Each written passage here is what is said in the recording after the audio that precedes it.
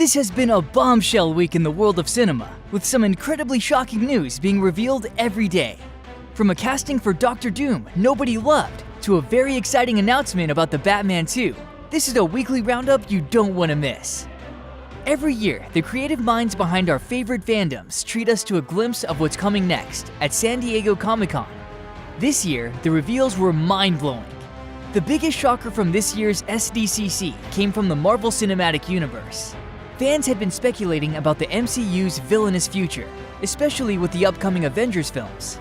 Over the weekend, Galactus made a spectacular appearance with the help of some drones. But the excitement didn't stop there. Dr. Doom and his followers stormed the stage in Hall H, only for the green cloak to be tossed aside, revealing none other than Robert Downey Jr. under the mask. Yes, RDJ is taking on the role of the Latverian ruler, Dr. Doom.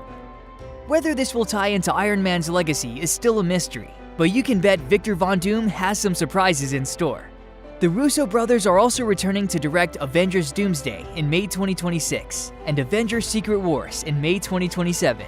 And just when you thought it couldn't get any better, the cast and director of Marvel's Fantastic Four film, The Fantastic Four: First Steps, announced that production kicks off next week for their summer 2025 release. Switching over to the DC Universe, we got some exciting updates along with a teaser for the fourth and final season of Superman and Lois. SDCC brought news about upcoming DC TV series and Batman films.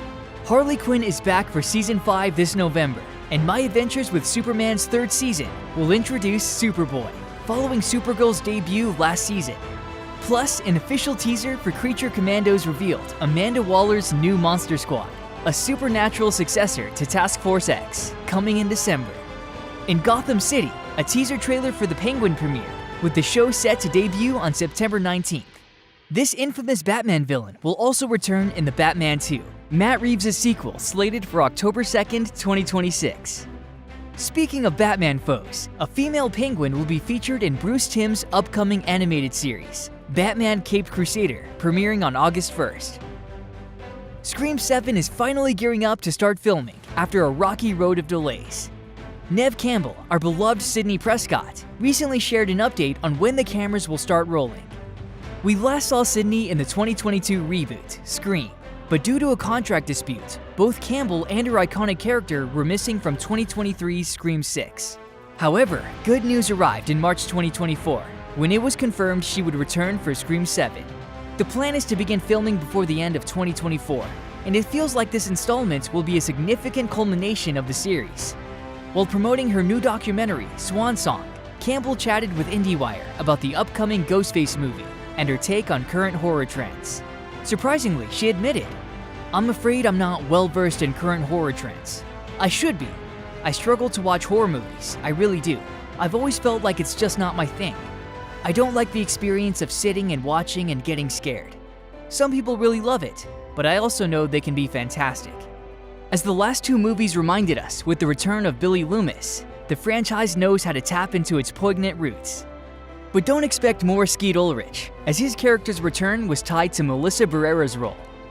Excitingly, Courtney Cox is back as Gale Weathers, confirmed alongside Campbell's return. Patrick Dempsey is also reprising his role as Mark Kincaid, Sidney's husband, whom we haven't seen since Scream 3. What does Scream 7 have in store for this trio? We'll have to wait until early 2026 to find out. The creators of the Penguin TV show have revealed that it will directly link the Batman to its sequel. The Penguin will dive into Colin Farrell's character, the gangster introduced in The Batman, and follow his quest for power after the Riddler flooded Gotham. We are the bridge between the two films, showrunner Lauren LaFranc shared with Entertainment Weekly. We're going almost directly into the second film Matt has planned. But that's not the only Bat project in the works. While the Gotham PD and Arkham Asylum shows were scrapped, more is on the horizon. Executive producer Dylan Clark teased, "There's another television exploration we're going to do. We're looking at this entire world as it relates to who Batman is, the antagonists around him, all the crime that has to be navigated in the city, and trying to figure out where are the areas that are best to explore." Colin Farrell has hinted at the show's intense tone, saying, "It's dark, that's what I can tell you about it. It's really dark, and really heavy. I think certainly was doing it. Which is not to say I didn't have fun. I had an amazing time, but it's incredibly violent." As for the Batman 2, details are still under wraps. It's now set for release on October 2nd, 2026, a year later than originally planned. Fans of the Warhammer 40,000 universe are buzzing with excitement over the potential film and TV series adaptation starring Henry Cavill. But recent updates from Games Workshop have highlighted some uncertainty around the project.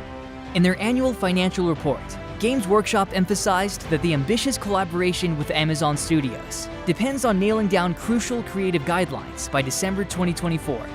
This partnership, announced with great fanfare, gives Amazon exclusive rights to create films and TV series set in the expansive Warhammer 40,000 universe. There's also an option for Amazon to snag similar rights for the Warhammer Fantasy universe, depending on how the initial Warhammer 40,000 project pans out. However, everything hinges on both companies sharing a unified vision.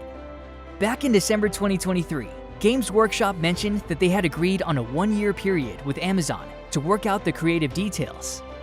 The agreement will only proceed if the creative guidelines are mutually agreed between Games Workshop and Amazon, the company stated, comparing the situation to a space marine preparing a guardsman for battle. This means the fate of the Warhammer 40,000 film and TV adaptations is still up in the air, with just 5 months left to finalize the terms. After nearly 3 years, Netflix has finally announced the release date for the highly anticipated South Korean horror series, Squid Game. They also revealed that Season 3 will be the series' final chapter. Squid Game, a dark social satire, took the world by storm when it premiered in September 2021.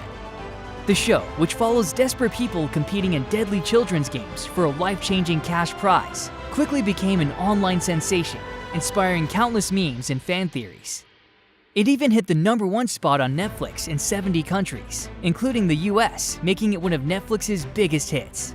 The upcoming season, set 3 years after the first, will follow player 456 as they seek to uncover the people behind the brutal games and put an end to their vicious sport, according to the official synopsis for Season 2.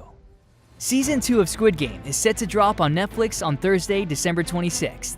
However, Netflix hasn't shared specific details on the release format. Whether it will be released all at once or in parts, like other popular shows such as Bridgerton, Emily in Paris, and Cobra Kai. Looking ahead, Netflix has also announced plans for the third and final season of Squid Game, which will debut in 2025. This season will continue to follow Seong Gi-hun's quest for revenge against the game's creators, with the director hinting that the frontman will be a formidable opponent in the episodes to come. Jonathan Majors opened up about being recast in the Marvel Cinematic Universe. TMZ caught up with the actor and asked him about the news that Robert Downey Jr. would be returning to the MCU as the notorious villain Dr. Doom, rather than Majors' Kang taking on the big bad role for the next 2 phases. Majors was dropped by Marvel after his conviction for reckless assault in the 3rd degree and harassment late last year. Majors admitted he was heartbroken over the news. "Of course," he said, "I love him. I love Kang. Dr. Doom is wicked though."